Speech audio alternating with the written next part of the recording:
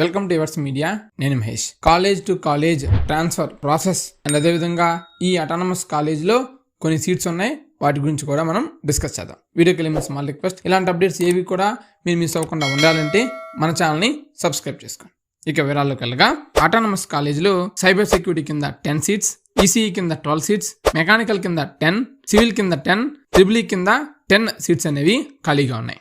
So college name అనేది video ఎండింగ్లో చెప్తాను అండ్ వాళ్ళ డీటెయిల్స్ కూడా ఇస్తాను. ఇక ఎలాంటి ఎన్ఓసి అవసరం లేదు. కాలేజ్ ట్రాన్స్ఫర్ అవడానికి ఒకప్పుడు ఎన్ఓసి అవసరం, బట్ ఇప్పుడు కాలేజ్ టు కాలేజ్ ట్రాన్స్ఫర్ అవడానికి మన ఆంధ్రప్రదేశ్లో ఎలాంటి ఎన్ఓసి అవసరం లేదు. ఇదంతా కంప్లీట్గా ఆన్లైన్లో అప్లై చేసుకోవాల్సి ఉంటుంది. ఇది మీకు నోటిఫికేషన్ అనేది రిలీజ్ చేస్తారు. ఏప్రిల్, మే, జూన్ ఈ 3 monthsలో నోటిఫికేషన్ అనేది వస్తుందన్నమాట. మీరు ఎలా అయితే ఎంసెట్ కౌన్సిలింగ్ అటెండ్ అయ్యారో అలానే కాలేజ్ ట్రాన్స్ఫర్ అవడానికి కూడా ఒక నోటిఫికేషన్ వస్తుంది. ఆ నోటిఫికేషన్లో మీరు ఆన్లైన్లో అప్లై చేసుకోవాల్సి ఉంటుంది. ఈచ్ పర్సన్ 3 కాలేజెస్ని చూస్ చేసుకోవచ్చు. అంటే ఫస్ట్ కాలేజ్ ఇది, సెకండ్ కాలేజ్ ఇది, థర్డ్ కాలేజ్ ఇది, ఇవి కావాలి, నేను పలానా కాలేజ్ నుంచి పలానా కాలేజీకి ట్రాన్స్ఫర్ అవడానికి అని చెప్పుకోవాలి. అయితే మనం ఏదైతే కాలేజ్ సెలెక్ట్ చేసుకుంటామో ఆ కాలేజ్కి మన అప్లికేషన్ వెళ్తుంది అండ్ అదేవిధంగా మీరు చదువుతున్న కాలేజీకి కూడా మీ అప్లికేషన్ వెళ్తుంది.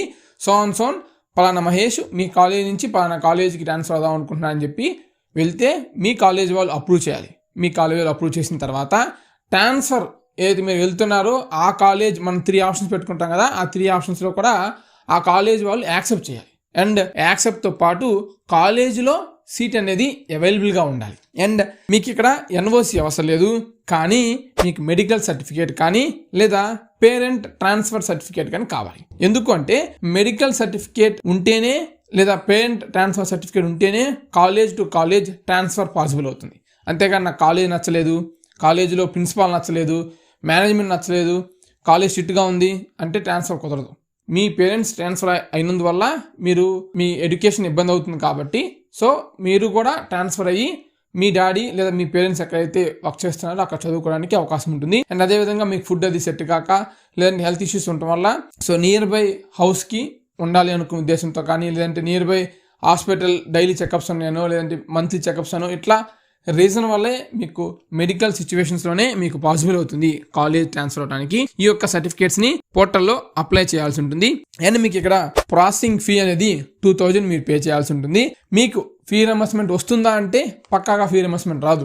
ఎందుకు చెప్తున్నాను అంటే ఇఫ్ ఇన్ కేస్ మీరు ఒక కాలేజ్ నుంచి మీరు కౌన్సిలింగ్ కన్వీనర్ కోటాలో ఉండి వేరే కాలేజీకి ట్రాన్స్ఫర్ అయ్యేటప్పుడు అక్కడ కౌన్సిలింగ్ కన్వీనర్ కోటా సీట్స్ అనేవి ఖాళీగా లేకపోతే మేనేజ్మెంట్ కోటా సీట్స్ ఖాళీగా ఉంటే మేనేజ్మెంట్ కోటా సీట్స్ అనేవి మీకు అసైన్ చేస్తారు. సో అప్పుడు మీకు మేనేజ్మెంట్ కోటా సీట్స్ మీకు అసైన్ చేస్తే అప్పుడు మీరు ఫీ అనేది పే చేయాల్సి ఉంటుంది. ఎలాంటి ఫీ రియంబర్స్మెంట్ అనేది రాదు. ఇఫ్ ఇన్ కేస్ మీది కన్వీనర్ సీట్ అయ్యండి, మీరు ట్రాన్స్ఫర్ అవుతున్న కాలేజ్ కూడా కన్వీనర్ సీట్ అయితే అప్పుడు మీకు ఫీ రియంబర్స్మెంట్ అనేది వస్తుంది. అంటే మీరు ట్రాన్స్ఫర్ అవుతున్న కాలేజీలో ఏ సీట్స్ ఖాళీగా ఉన్నాయని కూడా తెలుసుకోండి. ఇక నేను చెప్పాను కదా అటానమస్ కాలేజీలో సీట్స్ ఖాళీగా ఉన్నాయని, అది ప్రకాశం ఇంజనీరింగ్ కాలేజ్ అటానమస్ కాలేజ్. అది కూడా సో కందుకూరులో లొకేట్ అయి ఉంటుంది.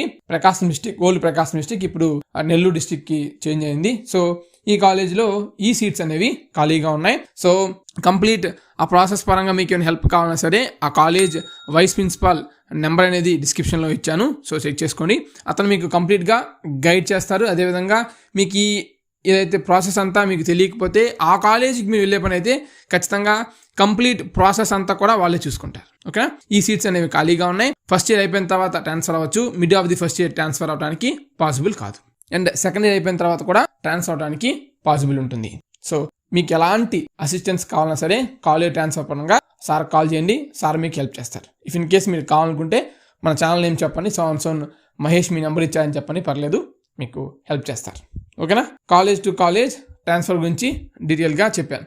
ఒకప్పుడు చాలా లాంగ్ ప్రాసెస్ ఉండేది, బట్ ఇప్పుడు అలా లేదు, అంతా చాలా షార్ట్ ప్రాసెస్. ఎన్ఓసి అవసరం లేదు, జస్ట్ మీ కాలేజ్ వాళ్ళు యాక్సెప్ట్ చేస్తే సరిపోతుంది. ఓకేనా. Thank you, thanks for watching.